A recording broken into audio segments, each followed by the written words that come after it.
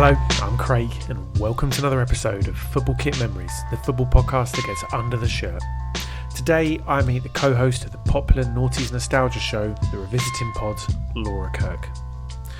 During the show, I talked to Laura about what it was like sharing her innermost thoughts and feelings via her teenage diary with thousands of listeners.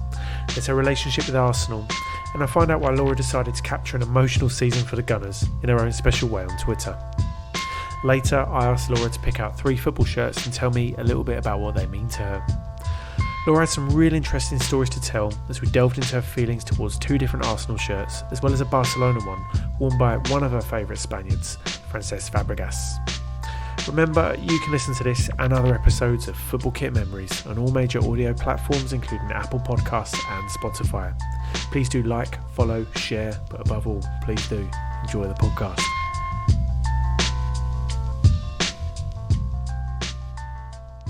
Okay, so today on the podcast, I'm delighted to say I'm finally joined by my first female guest. It's the wonderful Laura Kirk. How you doing, Laura?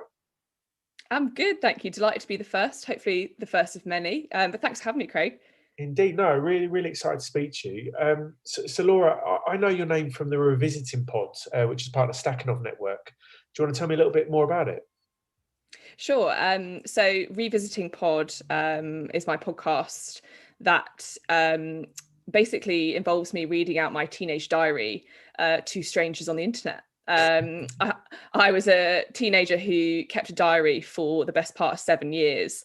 So I've got 5 notepads full of teenage memories. I wrote in it every day, sometimes pages and pages and pages of stuff. And so the podcast basically goes through that. I share bits of my diary that I'm happy to share, but I don't edit it.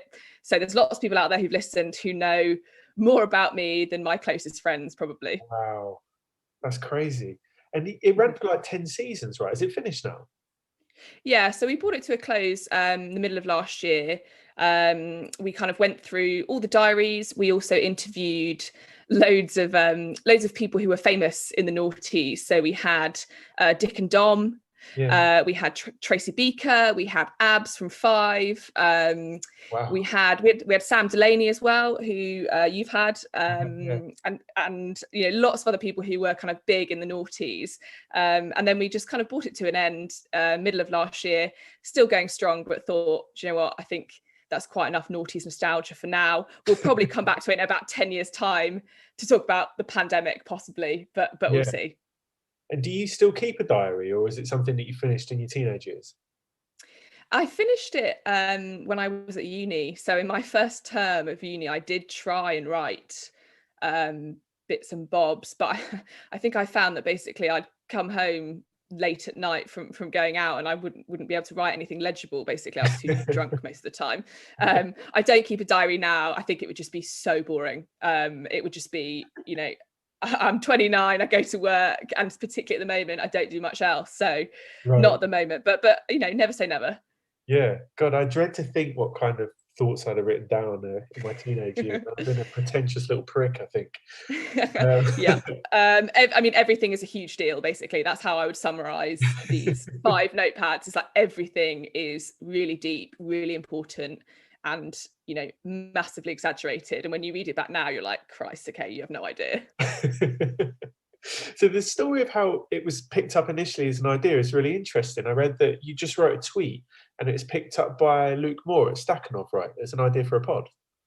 Yeah, exactly. I basically sent out a tweet as you do, with no expectation of anyone even reading it. That said, I was looking at making a podcast out of my teenage diaries, and Luke basically messaged me about 30 seconds later, and you know, said it sounded like a great idea and would I like to chat. So I basically ended up having to go to the Stakhanov offices and hand over my diaries to Luke and Pete Donaldson and a couple of the other members for them to read it, basically to check that there was interesting stuff in there. So they basically, having spent 5 minutes with me, then had my most intimate thoughts to read through for the next couple of weeks.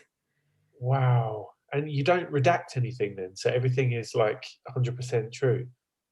Yeah. The only thing that I've done on some of them is changed people's names just to protect their identities. Okay.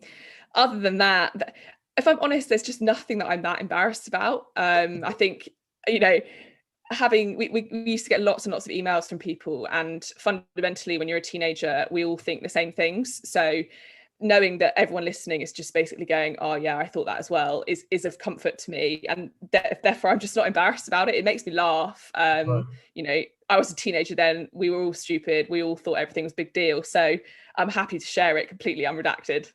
Fair play, God. Have you ever had any kind of like fallout? Did anybody, even though you changed names, like did anybody ever get in contact going, "Oh, why the bloody hell you told that story? That was me. Thought it was a secret," kind of thing? I had an ex-boyfriend who I redacted his name, but we're on quite good terms, and he used to message me after every single episode came out. First and foremost, asking me when he was going to appear, because Okay. he wanted to be part of it, and then with various kind of "that's not what happened" or "I can't believe you thought that." But luckily, nobody's been upset by it. Most people are just, when their names popped up, would just message me and be like, "I can't believe you thought that," or "I can't believe that was your side of the story." So I've been quite lucky that there's been no actual backlash to it, Yeah. basically. Wow. So Laura, you're a big Arsenal fan, right? Yeah, so I guess, I mean, we could come on to this in a minute, but my brother was an Arsenal fan, and then we went to school with the Winterburns. So Joe Winterburn, who's the son of Nigel, was in my class when I was about 6 or 7, and he was actually my very first boyfriend. Wow. This was at a time when you didn't actually speak to your boyfriend and girlfriend, you just ignored them in the playground and then went home and spoke to them all night on MSN. But he was my very first boyfriend, and that's sort of why I became an Arsenal fan. Right, interesting. So we have a very, very special thing that you've offered to do here. You've got a piece from your diary that didn't go out on the podcast, right, but does relate to your relationship with football. That's right, yeah. There's actually loads of references to football in the diary. I'll read this one because it basically goes through my first experience of Highbury. Okay. Um, and I remember this specifically because the tickets were bought by my dad in a school raffle. And they were very, very expensive. And my dad was basically bullied into it by my brother's sort of housemaster, who kept outbidding him and pushing the price up. Okay. So, I mean, I dread to think what they were. They were certainly overpriced. But this was the 3rd of January 2006, the Okay. final home match versus Man United. And so this is what I've written in my diary. I've just had the best time of my life at the football. Most of the day I just milled around and finally came home and did my homework. Ugh, boring. We took the train at 5:30 with Andy. So Andy's my brother, Yeah. Matt and his mum, all the way to Highbury. It felt amazing to be walking up to Highbury Stadium with the crowds and crowds of people all cheering.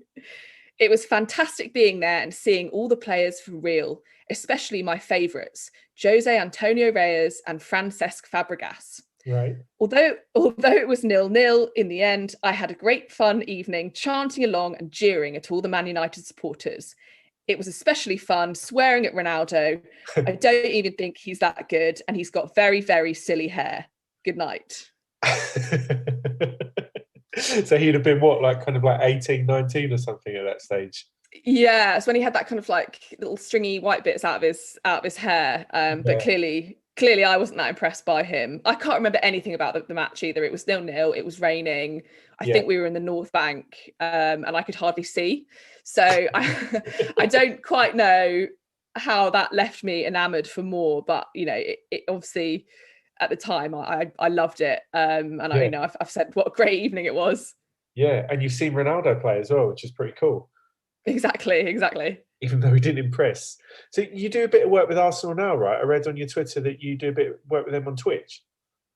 Yeah, so this, I guess, started during the pandemic. Obviously, Arsenal were looking at how they could kind of engage some of the fans and make some decent content while we were all sat at home.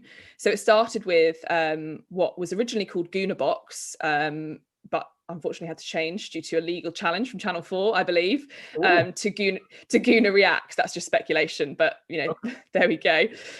Which basically involved a couple of fans, including myself, filming ourselves while we're watching the games, right. Which then Arsenal put out on their channels. And then part of that is also, Arsenal are quite keen to, keep people entertained during lockdown, and that's where the Twitch channel has kind of sprung from, and they share lots of stuff on it, which I think is really, really sort of innovative, training videos, watch alongs, things like that, and that's sort of how I've got involved. But yeah, it started from me filming myself with my boyfriend watching Arsenal, which has been quite the experience. I was going to ask you about this. So I recently come across this stuff on Twitter where you're taking a photo of your reaction after the game is finished each week of the Premier League in like a long thread. Yeah, so I mean, this started as just a silly idea after the first game, which we won against Fulham, and I basically bought the new shirt, and I was like, "Oh, great! We've played really well. Let's put a thumbs up on Twitter." And then I just started doing it after each game, and as the season descended into the madness that it's been, I think people just think it's quite funny. I guess I've got quite an expressive face, right. And people kind of relate to it. It's honestly got quite challenging because every single game is the same. It's just, how do I show disappointment and fury in the same expression that's different from last time? I think my final one will probably just be me lying on the floor face down, just happy that it's all over and that we get a bit of a break. Well, some of the pictures have been quite bleak, haven't they? Been quite sad. I felt quite sorry for you in some of them. Some of the results have been quite bleak, Craig. Some of them have been so bleak. So it's just an amusing way, and I think people kind of relate to it because we all watch the same game, we all react in the same way. Yeah. But as I said, it's genuinely quite challenging coming up with a different facial expression when it's the same outcome every time, just disappointment.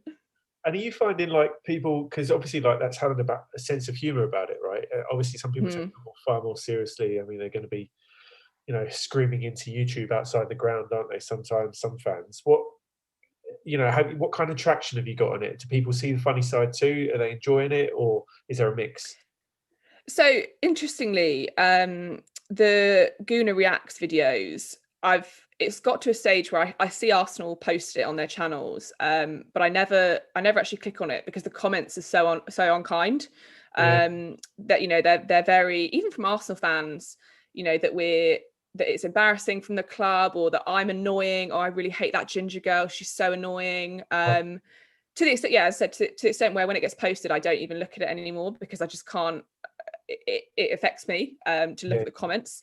The pictures that I post, I've had almost no negative reactions to it. It is meant to be lighthearted. I guess the only ones recently is where I've bought, a new shirt, and I've had loads of people angrily DM me saying that I'm supporting Stan Kroenke and it's my fault, and I'm not joining the club in the protests and things. So it's a bit of a mix, but I guess that's just part of it. And I actually feel, having worked with Arsenal, I do feel really sorry for them when they post things. It's just constant.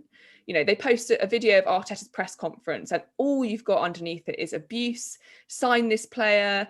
It's just mad that this is people's jobs, and people just feel entitled to write stuff on social media. But thankfully, as I said, people seem to take the Twitter feed as lighthearted, which it was intended to be. Yeah, I find it really funny. I'm really glad I come across it, actually. Are you going to carry it on next season?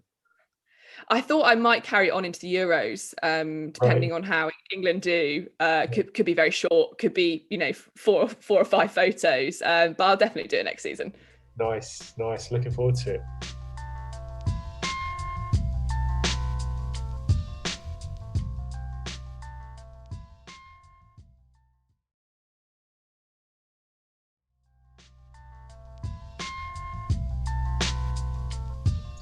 Okay, so Laura, the question I ask everybody on the podcast is, what do football shirts mean to you?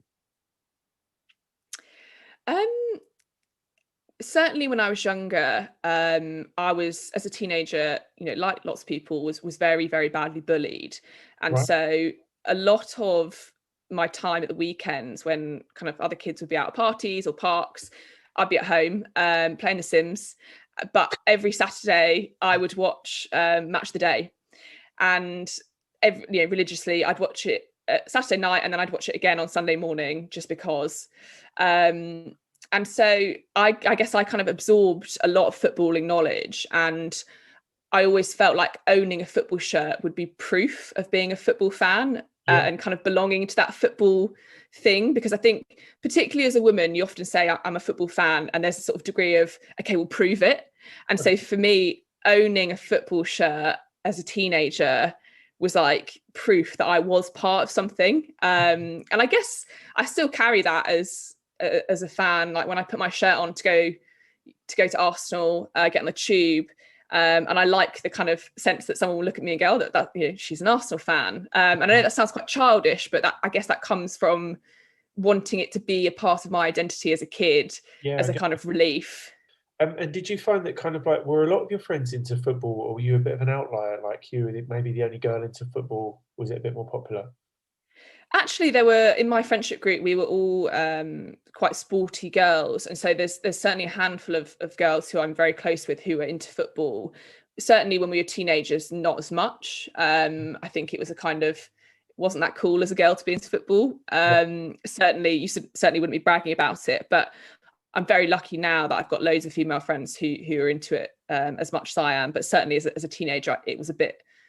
And again, that's, I guess, why I wanted to have a football shirt, was to kind of prove that I wasn't just one of those girls who said that they liked football. So, Laura, we've got your first shirt choice here. So this is the 2013-14 Arsenal home shirt. It's the final one by Nike. How come you chosen this one? So this shirt and the actual shirt itself, I'm neither here nor there on. It's a red shirt, and it's an Arsenal shirt. The reason I kind of think very, very warmly of this one is it's because it's the first shirt that I went out and bought myself. Right. And although that doesn't sound very much, when in 2013 this shirt came out, I had graduated uni. I was starting a grad scheme, but I had just been quite brutally dumped by my boyfriend. Okay. And not to make this overly emotional, but I was really, really struggling. I'd just graduated uni. I was on a grad scheme that I wasn't really that fond of. And when we signed Mesut Ozil, it was a Friday. I remember specifically that I went. Basically, I left my grad scheme saying that I was ill. So this is about the middle of the day, and I got on the train from Canary Wharf all the way to Highbury. I walked to the stadium in my suit and heels. And I bought myself a shirt, and I got them to print Ozil on the back. And it was one of those things, as I said, not to be overly emotional. It just sort of reminded me that whatever kind of happens, in my life, there is always a constant, which is Arsenal. And it was just quite a stabilizing thought that while I was, suffering my first heartbreak, which I think we can all remember, I did have this kind of thing to lean on. And I also remember it I also remember it because it was the first season that I had my season ticket at Arsenal. So I got to wear the shirt that I bought with Ozil on the back, to sit in my seat, and just be surrounded by my people. And it was just a really kind of stabilizing, whatever happens, I will always have this kind of moment for me. Yeah, it's a really nice way of like just going and treating yourself as well, isn't it? Because it's like a big investment as well to get the name on the back when it's brand new and things as well. It's just like exactly, yeah. It was nice because I went actually to the shop, and you go and you take it and they print it for you, and that's the first time I've ever bought a shirt myself, had it printed. The only other time was when I was a lot younger, and I'm gonna have to confess this. My brother's 2 years older than me. I must have been about 5, and my parents took us to JJB Sports. Yep. And my brother was getting his first Arsenal shirt, and I was kicking up a fuss because obviously he was getting all the attention. And I was saying I want a football shirt as well. And this was before my romance with Joe Winterburn. But my mum said to me, you know, all right, what shirt do you want? And I was determined not to have the same one as Andrew. Yeah. So I went and actually picked out a Chelsea shirt. Ooh. And my parents bought me that. And I asked for, I think, Jimmy Floyd Hasselbank on the back. Wow. And that was my first shirt. Obviously, my parents bought that with me. Bought that for me even. I don't actually know where it ended up. It didn't stick around for very long. But that was my first shirt that I kind of had bought. So it was quite nice to buy the Nike one 20 years later for myself and to make that investment myself. That's really cool. So how do you feel, like Ozil's recently left the club and fortunes were mixed, I suppose, weren't they? Like, how do you feel about him overall?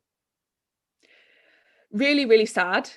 I have no anger. I have no, ill feelings towards him. I'm just so sad that it didn't work out how I wanted it to. Yeah. As I said, when he signed, I remember that period being very, very unhappy in my life, but ultimately having this kind of backbone of Arsenal. And it just, for so many years, you were just waiting for him to kind of be the player that we all thought he was. And I'm filled with sadness and kind of regret, I guess. I don't have any anger at the player or anything. I'm just frustrated and sad that it didn't work out. Yeah.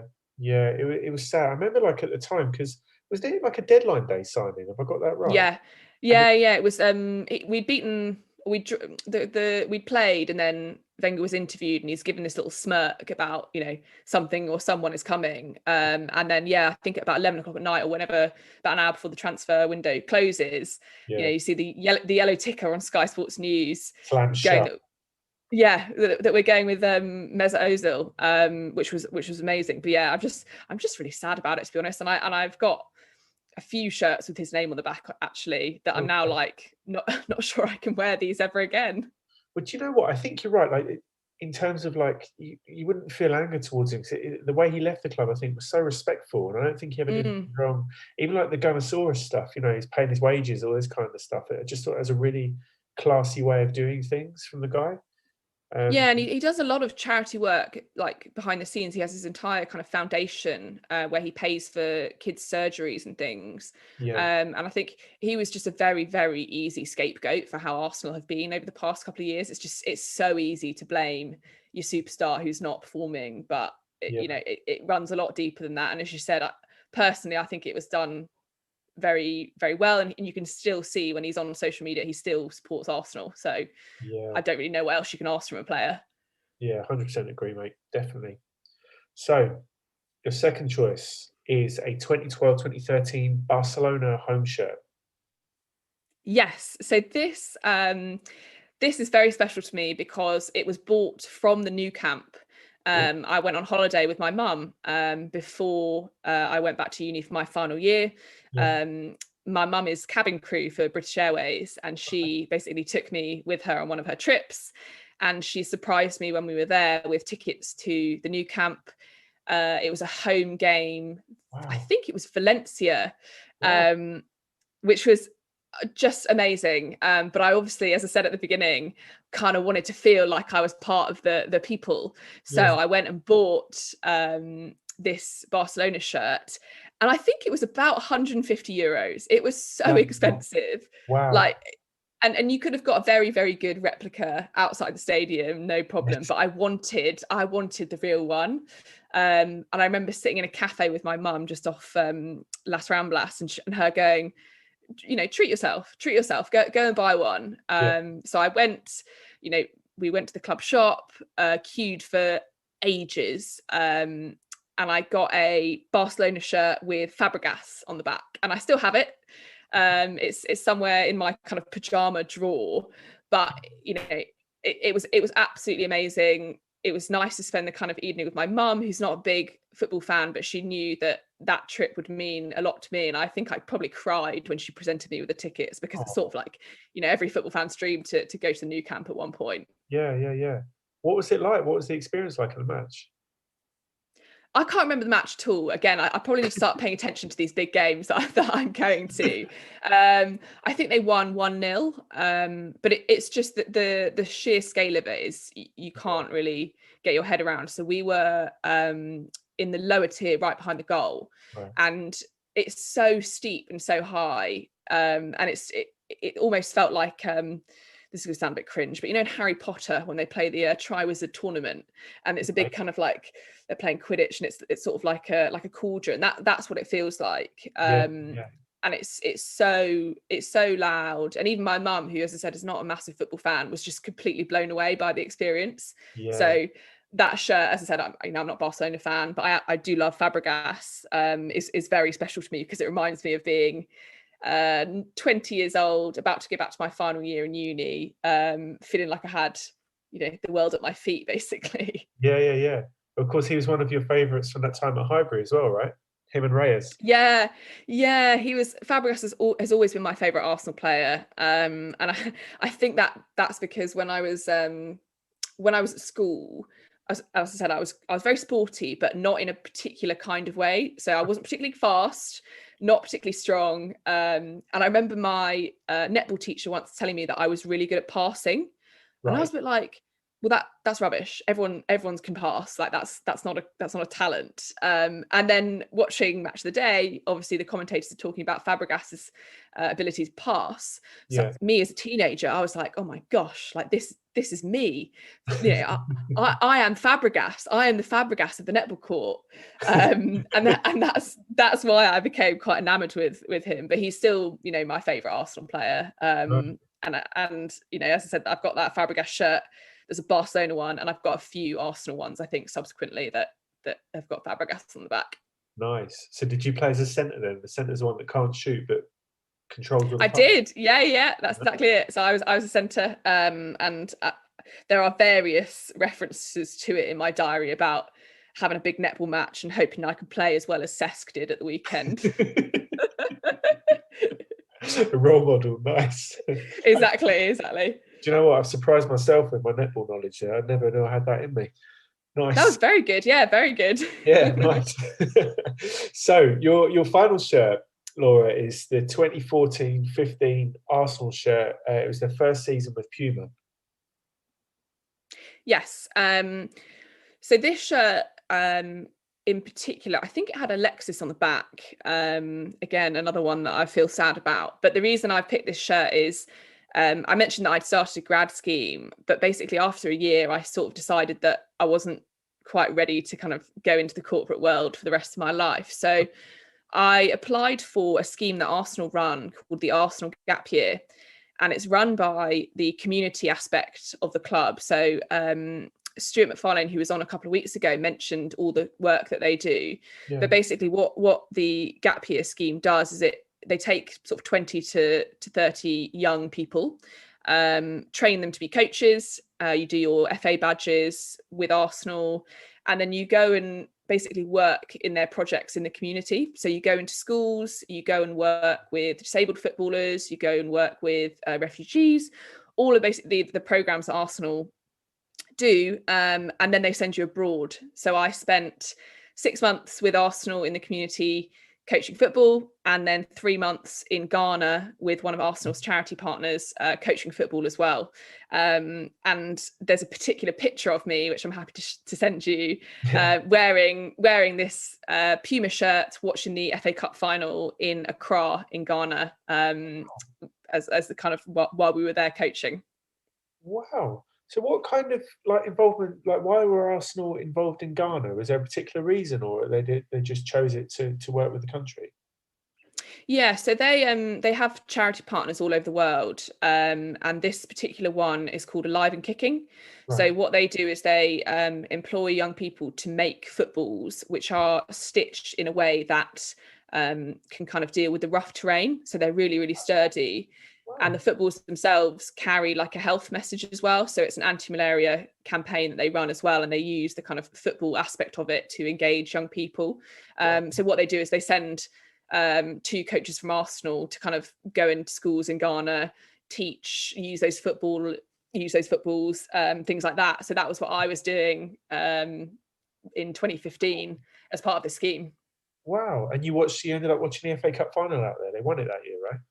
They did, yeah. It was I think 4-1 or something relatively straightforward. But we, found a bar in the middle of Accra, loads of other Arsenal fans, and had the absolute privilege of watching it there. So that kit always has quite a nice kind of place in my heart. We were also given quite a lot of Arsenal kit during that year that we did the coaching, so that you could kind of go into schools looking the part, and you could walk around with the Arsenal badge, which was amazing. Wow, what is Accra like? Incredible. It's so we were actually slightly outside of Accra where we were staying, in a place called Tema, and we'd have to get the bus in every day. Took about 2 hours, but it's such a fun city. Obviously they're massive in their football. We went and watched Ghana play a couple of times. I think it was the African Cup of Nations qualifiers, so we saw it was when Avram Grant was in charge of Ghana. Really? Yeah, I think I'm right in saying that. I could have embarrassed myself there, but I'm pretty sure it was Avram Grant in charge of Ghana. And yeah, it was when I think about all of the things I've done in my life, I'm still like, I can't believe I spent a year coaching football with Arsenal, who, are my club. And I don't really play football either. So it was always quite a challenge for me. You're not really there to coach them technically. You're there to basically be a role model, coach them, get people moving. But it was always quite funny that, they'd be like, oh, miss, can you demo a free kick? And I'd be like, no. Why don't you show me what you think it looked like, and I'll give you a little critique on that. Nice. So how are you feeling about Arsenal next season? Oh, I mean, geez. I always come into the new season with hope. Call me deluded. I just, it's like starting a new school year. You've got your new textbook, you write your name on it, off you go. I think, I mean, this season hasn't been good. I'm not that confident that they're going to be able to do much over the summer. I just come into it with a hope that they have a good look at themselves over the summer and just really think about, where this club has ended up. We are clawing onto we are a big club, and I do fear that we're just going to kind of sink into irrelevance and a distant memory of being a big club. So I feel hopeful that mainly it can't get much worse. Famous last words, basically. Right. I'm like, how much worse can this get? I think Arteta should be given a little bit longer, just to really, really see if he can get the right people over the summer and get them playing how he wants. But this season's been so frustrating. There's been glimpses of how they can play, but it's been wildly inconsistent. And one of the things that I always hope every single year, my biggest hope for Arsenal each season, is that they can get rid of those 0 out of 10 performances, those ones where it's in the first minute, and it's usually away at the big sides, you're like, this is going to be really ugly. And I don't understand what it is in the mentality of these players. They still have that in the locker. It's the 8-2s, it's the 6-1s, it's the 4-0 down at Liverpool at half time. It's those. I'm like, if you can just get rid of whatever is going on in your psyche that leads to those performances, then I'll be happy, because it means that at least when they go away to some of the bigger sides, I don't feel sick to my stomach when the whistle goes, and that you don't feel like for the next 90 minutes they're not even going to be able to string a couple of passes together. That's my hope for next season. Yeah. Well, I think, do you know what? There are like a lot of, the young players, I think, a real positive thing at Arsenal, isn't it? Like Emil Smith-Rowe and Saka, and Willock on loan as well, doing all right at Newcastle, isn't he, as well? Like, you would hope that these guys can come through and develop together, and you have the makings of a good team there, hopefully. Yeah, and obviously that is hugely positive for the team, but I feel bad for the young players that so much is riding on them, that they just shouldn't be under that much pressure at this stage in their career. And I just worry that we haven't had a proper leader for years and years and years, and some of our experienced players just seem to get away with putting in dreadful performances and not getting dropped. And I would hope that when we sign players, obviously we want youth and everything, but I still feel we need a bit of kind of steady experience, not people who have done it and have come to Arsenal to retire, but people who are established, can lead, and can therefore take some of the strain off the young kids. Because there's been so many times this season where when when Emil Smith-Rowe's not playing well or Saka's not playing well, you kind of look around and you're like, right, okay, who else is going to take this game and go, I'm going to win it for us? And I'm like, I don't see a single player on that pitch really who's got the consistency to do that. Yeah. Well, look, hopefully your kind of reaction photos on Twitter get much happier next season. I know there was a point where someone asked me whether I was going to stop doing it because it was just getting so dark and so bleak. And I was like, well, I've committed to this now, so there's not much I can do. But yeah, fingers crossed next season it will just be loads of smiles. Exactly. So where can people follow you on Twitter and Insta, Laura? So Twitter, I'm Laura Kirk 12, and Instagram, I'm Laura Kirk 1992. And that's where you can find me. Lovely stuff. Well, look, thanks so much for the stories. I really enjoyed speaking to you, Laura. It was really great. Thanks, Craig, for having me. It's been amazing.